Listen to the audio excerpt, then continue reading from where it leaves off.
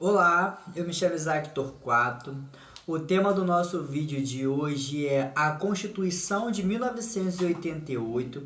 Constituição essa tão importante para pensar a história do Brasil, para pensar o desdobramento do Brasil e entender o Brasil de forma legislativa, aquelas questões mais burocráticas, e entendendo como a estrutura da sociedade ela funciona, uma vez que nós entendemos que as leis elas demandam como essa sociedade deve se estruturar, como ela deve funcionar, pensando naquelas questões mais funcionalistas, certo? E a Constituição Federal, ela é um documento, né, de grande importância de acesso ao domínio público, podemos encontrar aí em vários sites, na internet, consegue baixar de forma bem simples.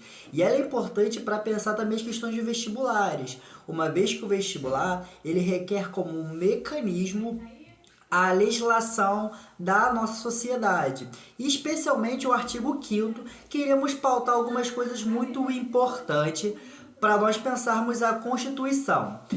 Antes de mais nada, né, é sempre bom fazer um aparato histórico sobre a nossa Constituição. Né? Essa Constituição ela foi conhecida como Constituição Cidadã. Constituição essa que requer uma ideia muito central, uma vez que ela é um acúmulo de concepções históricas, né? Ela é um acúmulo de ideias para tentar entender o que, né? Vamos agora superar as desigualdades, pelo menos na teoria como ela é proposta, né? Vamos superar as desigualdades que nos é impostos. Sendo assim, antes da Constituição de 1988, né, e já havíamos várias e várias outras constituições, como a primeira de 1924, lá no Império, nós estamos falando de várias constituições que foram sendo implementadas ao longo da história. Mas existe uma constituição que essa Constituição ela se coloca, né, como algo contrário a essa Constituição, como algo dialético, como algo oposto, né? Como eu trago sempre para vocês, dialética na sociologia significa algo oposto, algo contrário. E ela contraria também a Constituição de 1967, aquela promulgada lá no período da ditadura militar, no ato institucional número 4, ali o AI-4, ela vai ser reformulada em 1969, né? Aquela Constituição onde ela proibia direitos a greves, direitos sociais como direito ao voto, direitos também, né, como a liberdade de expressão, tudo aquilo que compõe no corpo do indivíduo como sociedade, que ele possa querer reivindicar os seus próprios direitos. Aquela Constituição, ela foi outorgada e não promulgada. O que significa uma Constituição outorgada? Que ela foi de forma imposta, de forma direta. Ela é uma Constituição que ela é feita de cima para baixo. Quando nós estamos falando da Constituição de 1988, essa nova Constituição Cidadã, ela foi promulgada, passando por uma Câmara no processo legislativo, onde teve vários deputados que então, né, deputado, poder legislativo, junto com o poder executivo também, né, onde é que foram promulgados pensando em o quê? Em restabelecer essa nova sociedade, se construir uma nova sociedade, né? E além disso, vale destacar também que a nossa Constituição, ela teve uma participação direta de grandes e grandes de vários movimentos sociais que puderam pautar ali na hora de escrever as suas leis o que é reivindicado, o que é pensado. Toda vez que nós temos movimentos sociais pautando a sociedade democrática de direito, nós temos, pelo menos de forma legislativa, uma questão de quê, né? De mais direitos. Pensa comigo, né? O movimento social, ele responde diretamente os problemas sociais que existem naquela sociedade. Ele está mais vinculado com aquele problema social. Ele estrutura ali, de certa forma, para resolver certos problemas sociais. E aí, quando ele pauta o poder legislativo ali, que é de cima, né, aquelas concepções maiorais, e aí quando ele influencia, nós temos o maior ganho social. Os maiores ganhos sociais que nós tivemos na sociedade foi dentro dos movimentos sociais. Foi eles que lutaram, foi eles que participaram. Seus movimentos sociais, a nossa sociedade ela não se constrói. Ela não se passa por um processo desse de ter ganhos sociais, certo? Um ponto importante é que essa Constituição, né, ela vai estar após a ditadura militar. Lembrando que a ditadura militar ela vai de 1964 até 1985. Momento esse que nós não enxergamos a ditadura de forma homogênea, ela perpassa também por várias mudanças, vários processos. E aí, dentro da ditadura militar, né, nós tivemos a submissão, né, a subtração do que, né, do que nós conhecemos como a cidadania. Ali nós não tivemos o direito de voto, não tivemos os direitos políticos, muitos políticos foram cansados, muitos foram torturados, mesmo que forma institucional, mas o poder legislativo, né, ele submetia à censura, então nós não tínhamos divulgação disso. Então a liberdade de expressão, ela era oposta a esse sentido. Portanto, temos que entender de uma seguinte forma: a Constituição, ela nos diz o que, né? Vamos superar essas sociedades anteriores do Brasil. Temos que agora reduzir as desigualdades sociais. Pelo menos na teoria, a Constituição ela é belíssima, né? Inclusive, a nossa Constituição Federal ela é uma das maiores constituições do mundo. Ela é a segunda maior Constituição do mundo em questões de ganhos de direitos sociais. Ela só perde para uma única Constituição, que é a Constituição da Índia. Porém, é sempre importante destacar, né, que na teoria as coisas estão bonitas. Na prática, já é um outro ponto. Porém, é dentro da teoria que nós, como indivíduos, podemos reivindicar os nossos direitos. Até porque se não tem nem na teoria, quem dirá na prática? Primeiro a gente precisa da teoria e depois a prática e uma conexão. Não pode se esquecer dessa conexão, mas a teoria e a prática elas têm que estar sempre em conjunto. Não se faz um movimento só de teoria e muito menos só de prática. Você precisa dos dois andando em conjunto, um ou outro, lado a lado. Um outro ponto importante para se destacar é que essa Constituição ela tem 250 artigos. Uma Constituição Federal, como eu trouxe para vocês no início do vídeo, né? Ela que vai dizer como essa sociedade ela vai ser regida, né? Dentro dela tem todos os aparatos e os poderes legislativos de como deve se compor, né? Porém, não devemos destacar que o quê, né? Que dentro desses 250 artigos, né? Alguns artigos, né, como a sociedade ela vai se modificando, ela vai se transformando, e aí nós temos o que nós conhecemos através das PLs, né, que são as propostas de lei. É uma forma como você pega aquela sociedade que já existe e você aumenta, você traz novas leis, porque se a sociedade mudou, novas leis devem surgir. Por exemplo, antes nós não tínhamos legislações voltadas para a questão do que, né? Da internet, para as leis que existem na internet. E aí, como a sociedade mudou e agora nós estamos numa era digital, podemos dizer assim, então precisa se constituir leis para regulamentar, né? Para que as pessoas elas não sintam, né? De certa forma, prejudicado. Então as PLs, as emendas parlamentares, elas servem para isso, para implementar. Mas não só implementar, mas elas também servem para modificar ou retificar, né? Retirar. Até porque leis dos passados, às vezes não vão fazer mais sentido para a nossa atualidade. Porque a sociedade é um corpo vivo. A sociedade ela está todo instante se modificando, se transformando e por aí vai, né? Porém, existe uma questão muito importante, que eu gosto sempre de trazer esse exemplo, né? Através dessas emendas parlamentares, a gente pode dar um exemplo. Como nós tivemos lá em 1900 nos anos 90, né? Não lembro a data agora exata, nós tivemos o que nós conhecemos como reeleição. Lembra que antes não tinha eleição? Era só uma eleição e você não podia ser reeleito? E o FHC, o Fernando Henrique Cardoso, né, junto com o Congresso, né, já que ele vai implementar ali o neoliberalismo, ele consegue se reeleger, criando uma emenda parlamentar de uma reeleição?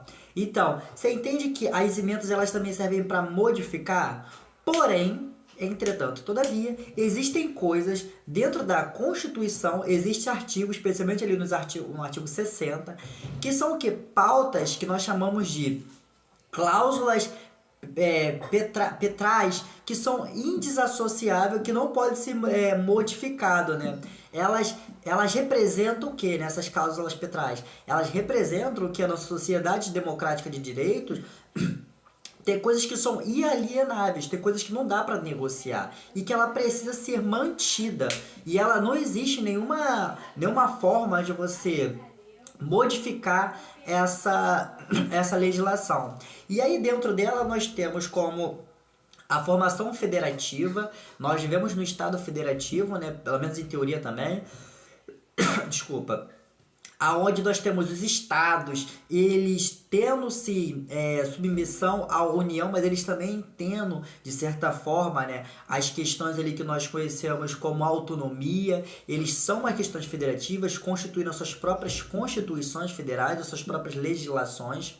Nós temos também, né, dentro dessas cláusulas pétreas que não pode ser modificado, nós temos o voto direto e secreto. Lembra que antes, lá na Primeira República, o voto não era direto, muito menos secreto. O voto era direto, na verdade, desculpa, mas não era secreto. Então, essa cláusula pétrica, ela torna inaviabilizado essa questão do voto direto. Todo mundo tem o direito ao voto de forma secreta. Olha como é que essa Constituição ela se proporciona a resolver erros do passado. Ela se coloca como uma Constituição, né, de um ganho social. Então ela fala, olha, o voto é direto, secreto, porque lá no passado nós erramos com isso. Agora não. Agora nós não podemos errar. Além disso, né, não podemos ter a separação dos três poderes. Quais são os três poderes, né? Que é o executivo, o legislativo e o judiciário. Lembra que o executivo ele é delegado, né, à questão do governador, o presidente, o prefeito, né? Tudo que compõe aquela estrutura executiva. Nós temos o legislativo, que são quem? Os deputados, os senadores, e além dos deputados federais, estaduais, e por aí os vereadores, e por aí vai. Cada um na sua esfera também, né? E o judiciário, quem é o judiciário, né? Nós temos o TRE, o Supremo Tribunal Federal, os juízes, tudo aquilo que compõe a questão judiciária. E quando um faz as leis, o outro executa as leis, o outro julga as leis. Você separa os poderes, lembrando que isso é uma influência muito do iluminismo, certo? Você separa os poderes para poderes não brigarem entre si, não ter uma concentração de poder. E assim você reorganiza a sociedade de uma forma mais, pelo menos, igualitária, certo? E aí tá ali na Constituição que é inalienável a separação dos três poderes. Lembrando que ali na ditadura militar, só o Congresso, né, os militares que propuseram o quê, né? Essa manutenção do poder. Não se tinha uma ideia, né, da gente dali trocar os poderes, revezarem. Era o poder concentrado na mão de um. Então, a Constituição nossa, de 1988, ela proporciona isso, a ideia da separação desses poderes. Além disso, né, nós temos os nossos direitos individuais. E quais são os nossos direitos individuais, né? O direito à liberdade, o direito à propriedade, o direito à não escravidão. E aí, nesse sentido, eu queria ler para vocês, né, o artigo 5º, especialmente ali na primeira cláusula, né, que eu acho muito importante, né, para demarcar, para a gente entender o que é a Constituição de 1988, especialmente ali no artigo 5º, que fala sobre a questão dos direitos e deveres do indivíduo e do coletivo. E nos é proposto de uma seguinte forma: todos são iguais perante a lei. O que ele quer dizer com isso? Que eu e você, nós somos iguais. Não existe uma distinção social de diferença entre eu e você. Não é porque você é mais rico, ou porque você é mais pobre, ou porque você é branco, ou você é negro, que existe uma diferença jurídica. Na lei diz que todos nós somos iguais. Dando continuidade, sem distinção de qualquer natureza. Questão de natureza fala o que? Por questão, por exemplo, de ser homem ou mulher, preto, branco e por aí vai, garantindo aos brasileiros e aos estrangeiros residentes no país para a inaviabilidade dos direitos à vida. Todo mundo tem direito à vida, então tortura é proibido. Direito à liberdade, todo mundo tem direito de falar, de se expressar, se comunicar, expor as suas ideias, desde que as suas ideias ela não viole o primeiro direito, que é o direito que a vida. Pensar em pena de morte, no sentido de uma segregação, de uma ideia de um apartheid, isso daí não é direito à liberdade, porque você violou o primeiro direito, que é o direito à vida. Além disso, a igualdade, todos nós somos iguais, e a segurança, todo mundo tem direito a ter uma vida segura, o direito de ir e vir, e também o direito de poder existir. e a propriedade, nos termos seguintes. Esse artigo, né, do artigo 5º, ele é muito importante porque ele tem uma influência do iluminismo e nos mostra que o quê, né? Que a sociedade, ela precisa superar essa desigualdade social, superar essa desigualdade econômica. Então ela nos propôs essas seguintes ideias, né? Além disso, eu gosto sempre de destacar também, né, um ponto muito importante, é o quê? Que foi constituído na nossa lei a partir de 1988, que o racismo ele é um crime inafiançável e imprescritível. O que que isso significa? Se ele é inafiançável, você não pode, né, pagar para você ser liberto, né? Você cometeu o crime de racismo, você não pode ser liberto. E imprescritível, que ele vai ser pronto ao longo do tempo, ele não é algo que com o tempo vai ser modificado, certo? As leis de cotas, por exemplo, as de 10 em 10 anos, elas têm que ser modificadas. Quando a gente fala imprescritível, não, né? Ela não passa por esse processo judiciário. Porém, a nossa Constituição de 1988, ela propôs uma ideia da injúria racial e do racismo. O que que era a injúria racial? A injúria racial é o xingamento, é aquela coisa mais expressa que nós conhecemos como racismo, né? Chamar alguém de macaco e por aí vai. Porém, entretanto, todavia, nós entendemos o quê? Né? Que a partir da ideia do racismo, o racismo era quando você proibir, dizendo aqui numa faixa na placa, proibido pessoas negras no meu estabelecimento. Isso era dado como racismo e o xingamento era dado como injúria racial. Mas aí, por exemplo, se a pessoa... Mas aí a gente entende que o racismo, a injúria racial também é o racismo. Então, por que a legislação é diferente, certo? Quando é injúria racial, poderia ter questão inafiançável. Quando é racismo, não. E aí nós sabemos que o racismo ele é muito mais velado. E aí que atualizado em 2023, na lei 14.532, foi equiparado a ideia do racismo junto com a injúria racial. Agora, racismo e injúria racial são a mesma coisa, certo? E reparando um dano que antes era proposto, né? Porque muitas pessoas conseguiam driblar essa Constituição, driblar essa legislação. Agora não, a partir de 2023, olha quanto tempo a gente está falando, olha quanto é recente. Agora a gente equipara esses dois pontos muito importantes. Além disso, eu gosto de trazer os direitos sociais que é proposto dentro da Constituição Federal. Dentro desse direito, significa direito que nós podemos, né? Nós temos o direito à educação, à saúde, à alimentação, a ideia do transporte, a moradia. Moradia é um termo muito importante para pensar em vestibulares. A transporte, a lazer, a segurança e por aí vai, certo? Só que todos esses direitos nós entendemos, tá, mas na prática ele não funciona. Temos direito ali na Constituição, direito à moradia, mas nem todo mundo tem casa. E olha que sobra espaço no Brasil. A alimentação, todo mundo tem direito à alimentação, porém, nem todo mundo come, e a gente é um país que produz mais do que o necessário. E o que isso significa também, né? Significa que isso é um descaso do poder público. Quando o poder público ele não utiliza da própria legislação a resolver problemas sociais. É o que nós conhecemos como a famosa corrupção também, né? Claro, né, que é importante destacar que todos esses problemas que nós temos de saúde, educação pública, são problemas estruturais e não problemas de determinados governos, né? Mas cada governo que vai adentrando, lembrando que o Estado é uma coisa fixa e o governo é transitório, cada governo que vai entrando, ele vai usando mais ou menos do descaso do poder público, mas nenhum consegue resolver, até porque é um problema estrutural. Então precisa se pensar uma política de Estado e não uma política de governo. E o que diferencia uma ideia de política de Estado, né? Por exemplo, o Bolsa Família. O Bolsa Família ele foi promulgado, né, ali, né, e ele resolveu por muito tempo diversos problemas da miséria no Brasil. Claro que não deixou ninguém mais rico, longe disso, mas ele conseguiu solucionar algum problema e ele é uma política de Estado, porque passou o governo e o Bolsa Família ainda existe, certo? O problema é que cada político que assume o poder quer destruir o ganho social do político anterior. Só que para quê, né? Para dizer, não, agora eu vou fazer melhor. Só que quem perde é sempre a população, porque as questões políticas elas são impostas, mas a gente está nas questões estruturais, né? Não nas questões governamentais. Além disso, né, é importante destacar também, isso foi muito importante, é para trazer o quê, né? Que o voto ele é facultativo para analfabetos. Antes de 1998, é, sempre foi, né, imposto que analfabeto não podia votar. Analfabeto era impedido de votar e é aquilo que compõe a maior parte da sociedade.